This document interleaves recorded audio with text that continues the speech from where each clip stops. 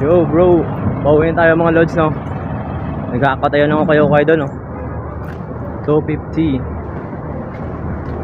para sa anak, sa akin, at saka kay wifey.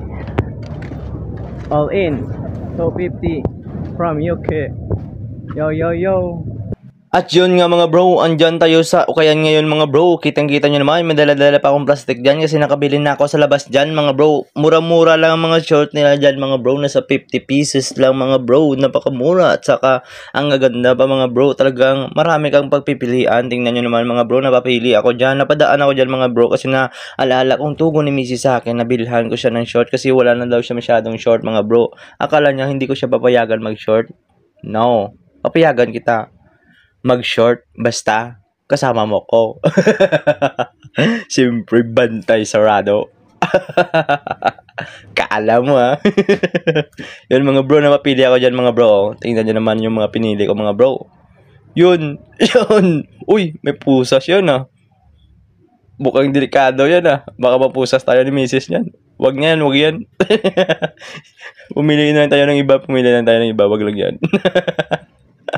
Baka mapusas tayo niyan. Nako. At yan sana ang gusto kong bilhin kasi nung pinasukat ko na. Ego siya lang. Dako ko rin, no? 30. 30? Oh, dako ba? 6 years misis na yan. Nako, sumobra. Sumobra yung bewang niya mga loads. Hindi ka siya misis kasi sexy yun eh.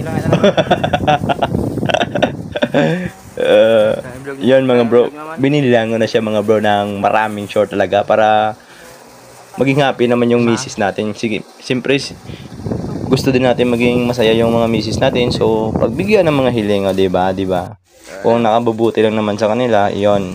Hindi naman ako nagbabawal o nagpukwinta sa mga gastusin ng misis. Basta gamit at saka nasa bahayan. Ala, sige, basta mo yan.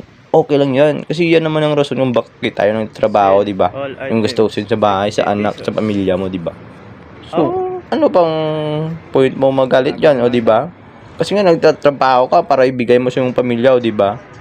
Tapos yung iba nagagalit pa, yung sabi, binigay ko ganito na lang natira.